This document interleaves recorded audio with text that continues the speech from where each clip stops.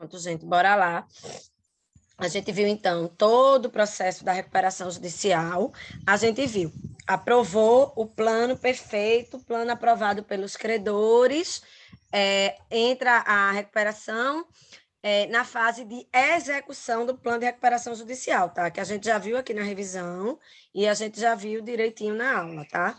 Lembrando que esses vídeos, eles são de revisão, então eu estou falando realmente de uma maneira mais rápida, mais direta, mas se vocês tiverem alguma dúvida, vocês perguntem, e se realmente não tiverem entendido tudo, vocês voltem nos vídeos das aulas, que está lá tudo bem explicadinho.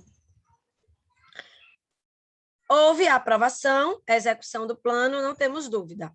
Aqui, não houve aprovação, ou não houve sequer a apresentação do plano pelo devedor, imediata convolução da recuperação em falência. Ou seja, o devedor, ele deixa de estar no estado de tentativa de superar a crise para direto encerramento das atividades e pagamento dos credores, obedecendo a lista de concurso de credores, que eu também já gravei o vídeo, o de falência ficou bem completo, porque realmente eu fiquei devendo o final da falência para vocês, diante das aulas que a gente teve, enfim, imprensado, né? Então, mas se tiverem dúvidas, qualquer dúvida sobre qualquer assunto, manda para mim, por favor.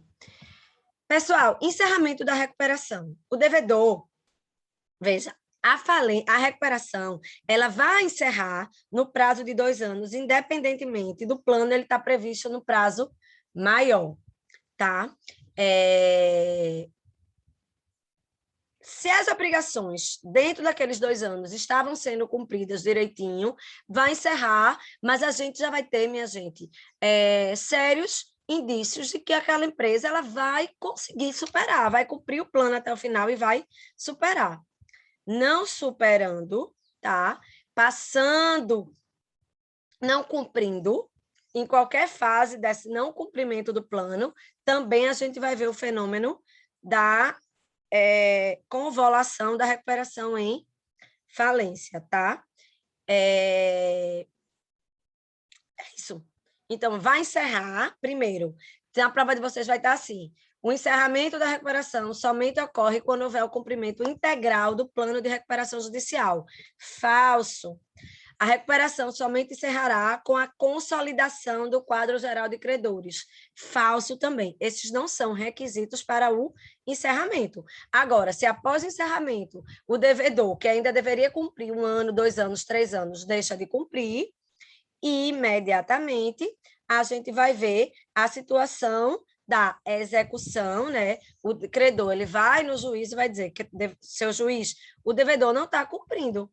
E aí a gente vai ver, de fato, a decretação imediata da falência. Não vai ser mais uma convolução, mas é uma hipótese de decretação direta da falência. Tá legal? Gente, para encerrar, recuperação extrajudicial.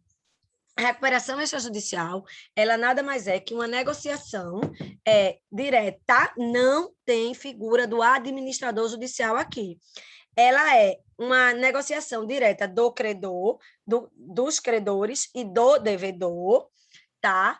E que, após essa negociação, tudo ocorre extrajudicialmente, o devedor ele vai no juiz apenas para homologar aquela negociação. É uma modalidade, gente, que foi bastante prestigiada na reforma da lei, tá? Ela foi bastante prestigiada. Ela tem, na hora que o devedor ele chega no juiz para homologar aquele plano, o juiz vai verificar os mesmos requisitos objetivos e subjetivos, ou seja, tem que ser empresário, devidamente inscrito, né, devidamente inscrito na junta comercial, no registro de empresas públicas mercantis, o registro público de empresas mercantis, ele tem que estar em funcionamento há 2 anos, ele tem que comprovar todas as suas situações. Então, assim, requisitos são os mesmos, tá? Gente, aquele empresário ele não pode estar, requisitos objetivos, não pode estar em recuperação, não pode estar, que tenha acabado há menos de 2 anos uma recuperação judicial ou extrajudicial, tá? Diferença, aqui não pode ter pagamento antecipado de dívidas, somente as dívidas vencidas, tá? Não poderá prever um tratamento desfavorável dos credores. Mantém-se o par condicium creditorium, que a gente já falou. O plano, minha gente, é aqui na recuperação extrajudicial. O plano não poderá abranger os créditos que não foram devidamente constituídos antes da data do pedido de homologação, tá? Que mais? O Ian andou errado aqui. Crédito em moeda estrangeira, a variação contábil ela só poderá ser afastada, né? Se houve uma variação, se o credor titular do crédito aceita expressamente essa situação, tá? Gente, essa homologação do plano, ela vai acontecer de 2 maneiras. A homologação obrigatória é quando nem todos os credores concordam com o plano, mas ele foi aceito. Aqui a gente tem que ter uma parte significativa, ou seja, um montante expressivo de credores aceitando aquele crédito. Então, na homologação, o juiz ela vai obrigar os credores que não aceitaram, os credores minoria, a minoria dos credores que não aceitou aquele plano. Tá? Já a homologação facultativa é quando todos os credores eles alcançam, tá? Então, aí é o fantástico mundo de Bob. Todo mundo aceitou, o juiz homologou, você vai pagar aqueles credores através de um plano de recuperação extrajudicial devidamente homologado. Mariana, mas aí, qual é o quórum de homologação? Mais da metade dos créditos de cada espécie, ou seja, 4 classes, dentro de cada classe, mais da metade dos seus credores, tá? Inovação da lei. Mesmo que mais da metade não tenha aceitado, mas pelo menos 1/3 dos credores eles tenham aceitado, o devedor ele pode tentar homologar aquele plano, ele entra judicialmente com a homologação do plano, mas ele tem, desde que tenha 1/3 dos credores aprovados, e a gente vai ter o prazo improrrogável de 90 dias para ele tentar negociar com os credores que não aceitaram, que aceitem, tá? Então, isso é uma tentativa dele ganhar tempo enquanto ele vai tentando convencer os outros credores. Também, parágrafo 8º, novidade da reforma. Aplicam-se à recuperação extrajudicial desde o pedido a suspensão, stay period, exclusivamente em relação às espécies do crédito por ela abrangida. Antigamente, recuperação extrajudicial não tinha stay period. Hoje em dia tem. E somente deverá ser ratificada pelo juiz se comprovado o quórum de mais da metade dos seus credores. Porque, veja só, você também poderia criar uma situação complicada, que era, você dava entrada, você ganhava 6 meses e depois você não convencia os credores. Então, aqui ele vai ser ratificado esse período, tá? Pessoal, da sentença que homologa esse pedido, cabe apelação, tá?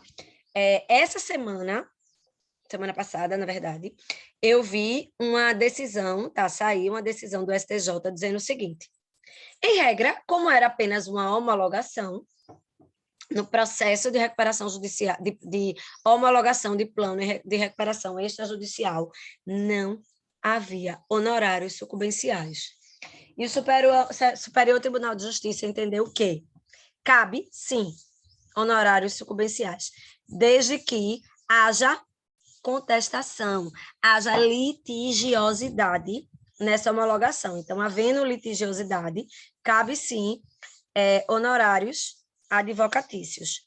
Pessoal, para a gente terminar, quem não se submete à recuperação extrajudicial. 1. Créditos de natureza tributária não entram.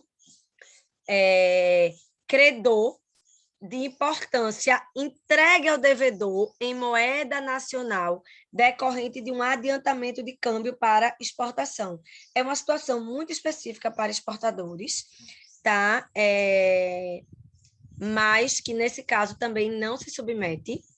Terceira situação, credor titular de posição de proprietário fiduciário, arrendador mercantil, proprietário ou promitente vendedor de imóvel, cujos respectivos contratos contenham cláusula de irrevogabilidade ou irretratabilidade.